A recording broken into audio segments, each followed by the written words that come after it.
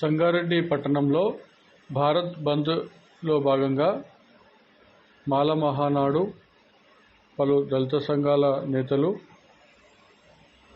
BSP party సభ్యులు, reservation వ్యతిరేక పోరాట సమితి సభ్యులు ఆధ్వర్యంలో పెద్ద ఎత్తున నిరసన ర్యాలీ చేపట్టారు. ఈ సందర్భంగా వారు మాట్లాడుతూ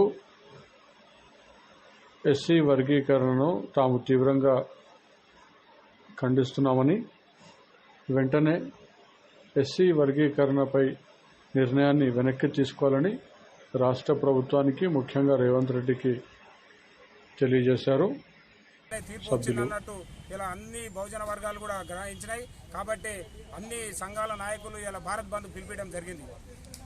ఇది అగ్రవర్ణాల కుట్ర, ఆధిపత్య పోరులో భాగంగానే ఇలా భారత్ బంద్ను ఇలా నిర్వహించడం జరుగుతుంది. మాలమానాడు, ఎస్టీ సంఘాలు కూడా అన్ని కలిసి ఇలా మా బహుజన నాయకులు కూడా అన్ని పేరున చెప్పదలుచుకున్నా. ఇవాళ అధికారం దిశగా మనం ఏదైతే అడుగులు వేసినామో దాన్ని అడ్డుకోవడానికి విభజన చేస్తున్నారు. ఈ పెత్తందారులైనటువంటి కమ్మ, కాపులు, రెడ్డి, వెలుమలు వాళ్ళ ఆధిపత్యం కోసం బ్రాహ్మణయిజం గుప్పిట్లో ఇలా మనుగుతున్నారు ఈ నాయకత్వం. కాబట్టి ఇప్పటికైనా కళ్ళు తెరవాలి. ఈ బహుజన నాయకులు కూడా ఇంకా బాంఛలుగానే ఉంటారా? ఇంకా బహుజన వాదం కింద పనిచేయరా? మనకు సత్తా లేదా? ఇవాళ ఏదైతే అగ్రవర్ణాల పార్టీల తొత్తులుగానే బతుకుతారా? మీకు సత్తా సామర్థ్యం లేకపోతే రాజీనామా చేయండి, మాయా సెంటర్లు నడిపి చూపిస్తాం. ఇవాళ అనేక రాష్ట్రాలలో బహుజన నాయకులు బీసీ వర్గాలలో కానీ ఎస్సీ వర్గాల్లో నాయకత్వం నడిపిస్తున్నారు. మరి అక్కడ ఉన్న అభివృద్ధి, అక్కడ ఉన్న రాజ్యాంగ పటిష్టత మరి ఇక్కడ ఎందుకు ఉంటలేదు? మీరు ఇంకా తొత్తులుగా బతకాలనుకుంటే జనరల్గా చేయండి, రిజర్వేషన్ల పోటీ చేయకండి. ఇవాళ మన నాయకులను చూస్తుంటే రిజర్వేషన్ల ఎంత కోటేశ్వరులున్నా రిజర్వేషన్ల మీదే బతుకుతున్నారు. మరి మీ క్రిమిలేయర్ అనగానే అందరూ సంకలు దొప్పుకొని మరి మోడీకి గులాం కొట్టిరు. మరి మా వర్గాల కోసం, మా ప్రాతినిధ్యం వహిస్తున్న మా వర్గాల కోసం మీరు ఎందుకు మాట్లాడరు? ఈ రాజ్యాంగం ఎంతో సంక్లిష్టమైన పరిస్థితికి దిగదార్చిన మరి దాని మీద జవాబు లేదు. కేసీఆర్ అంటే కేసీఆర్ తొత్తుగా బతారు, మోడీ అంటే మోడీకి తొత్తుగా, చంద్రబాబు గారు చంద్రబాబు తొత్తుగా, రేవంత్ గారు రేవంత్ తొత్తుగా మీ ఈ వర్గాల నుంచి ఎన్నికన్న ప్రజాప్రతినిధులను ప్రశ్నిస్తున్నాం. మీకు ఏమన్నా సిగ్గు శరం ఉంటే, మానవత్వం విలువలు ఉంటే, రాజ్యాంగం ఒక హక్కులు మీరు పొందుతున్నాం అనుకుంటే ఈ ప్రజాస్వామ్యం కోసం పనిచేయండి. ఎవరి కిందనో గులాంగిరి కొట్టొద్దు. ఇవాళ ఎవరైతే రిజర్వేషన్ మీద పోటీ చేసిరో వాళ్ళు ఖచ్చితంగా రోడ్డు మీకు రావాలి. ఈ రాజ్యాధికారం యొక్క విలువలను కాపాడడానికి పనిచేయాల్సిందిగా ఇవాళ అంబేద్కర్ మాలమాడ సంఘం నుంచి హెచ్చరిస్తున్నాం.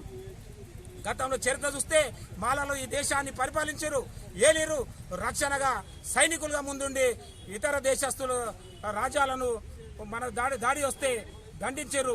500 మంది మహర్లు, 25,000 పీష్వాలను ఎదిరించిన సత్తా ఆ మాల వర్గానికే చెందింది.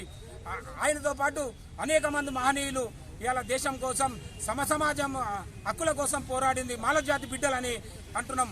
ఈనాడు నాయకులు మరి పొత్తులుగా బతుకుతున్నారు. రిజర్వేషన్ల మీద సిగ్గు శరం లేదా? మాల సర్టిఫికేట్ మీద, రిజర్వేషన్ల మీద మీరు బతుకులేమై మాకు కూడా డౌటే ఉన్నారు. మీరు కూడా మాలోళ్ళు గారు. ఈ మాల జాతికి కించిత పరిస్థితుంటే కూడా నోరు మూసుకొని మీరు గులాంగిరి కొడుతున్నారు. కాబట్టి ఈ ప్రభుత్వాలు కూడా, కేంద్ర రాష్ట్ర ప్రభుత్వాలు కూడా హెచ్చరిస్తున్నాం, వీళ్ళు మాలోళ్ళు గారని మేము అంటున్నాం. ఏ మాలోడు కూడా సమాజం గౌరవం కోసం పనిచేసారు, అన్ని కులాల అభివృద్ధి కోసం పనిచేసినాం. కాబట్టి యువనుకో తొత్తులుగా యువన హక్కులు కాలవేయలేము. మా త్యాగాలు ఈ తెలంగాణలో చూస్తే భాగ్యారెడ్డి వర్మ కూడా నైజాం కాలంలో విద్యా హక్కులు లేకపోతే స్కూళ్ళు పెట్టి అన్ని వర్గాలకు చదివించాడు. ఏ మాలగోళం కోసం కాదు. వాళ్ళకి గుడిసెల వెంకటస్వామికి మరి అందరికి గుడిసెలేసి, అన్ని వర్గాలకు గుడిసెలేస్తే ఆయన గడ్డం పోయి గుడిసెల వెంకటస్వామి అయ్యిండు. ఇలా హైదరాబాద్ను విస్తరించాడంటే మరి గడ్డం వెంకటస్వామి మరి అన్ని వర్గాలకు గుడిసెలేసి ఇచ్చిండు. ఇలా హైదరాబాద్ను విస్తరించాడు. మరి ఎక్కడ మాలోళ్ళకి వేసి ఇచ్చిండా? అన్ని ఎస్సీ, ఎస్టీ, బీసీ, ఓసీలు కూడా ఇలా హైదరాబాద్లో బతుకుతున్నారు. మరి వెంకటస్వామి కాక నుంచే అది మాలోడు కాడా? మరి ఈశ్వర్బాయి కూడా పార్టీ పెట్టి అన్ని వర్గాలకు టికెట్లు ఇచ్చింది.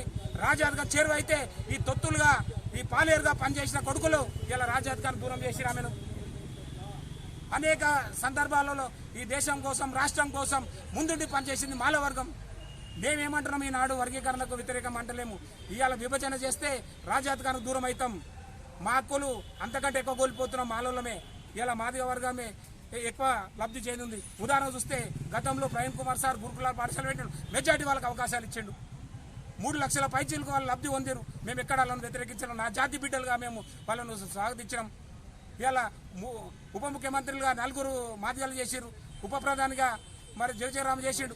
స్వాగతించిన మా జాతి బిడ్డ అని ఎందుకు మీరు అట్లా వివక్ష చూపిస్తారు? ఇలా బీసీలు వర్గీకరణ అయ్యారు కాబట్టి వాళ్ళు బీసీ అనేకత ఏర్పడ్డది. బహుజన రాజ్యాంగం వైపు వాళ్ళు చూస్తలేరు. ఏబీసీ వర్గంగానే వాళ్ళు పనిచేస్తారు కాబట్టి అనైక్యత వచ్చింది. అనైక్యత వద్దురా బాబు, అన్ని కులాలను కలుద్దాం, ఏకతాడికి తెస్తాం, అన్ని వర్గాలతో అలా బహుజన రాజ్యాంగం సాధిస్తామని మానవులు ఏదైతే ప్రయత్నం చేస్తారో ఇది పసిగొట్టిన చంద్రబాబు నాయుడు మరి దీనికి విభజన ఆయుధంగా మన మీద దాడి చేస్తున్నాడు. ఆయన అధికారానికి ఎక్కడ తూట్లు పడతాయని మరి మందకృష్ణను వాడుకొని మరి ఇలా విభజన చిచ్చు పెట్టి రాజ్యాధికారం దూరం చేశాడు. ఆయన అధికారం ఉన్నప్పుడు ఇలా బహుజనులు మేధావులు మరి ఆయనకు చుక్కలు చూపించారు. చుండూరు విషయంలో కానీ కారం చెడు విషయంలో కానీ వీళ్ళు మాలలు ఇట్లయితే బహుజనాధికారం వైపు పోతున్నారు కాబట్టి మాకు ఎఫెక్ట్ అయిన ఆయన చేసిన కుట్రలో భాగస్థుడు మందకృష్ణ మాదిగ.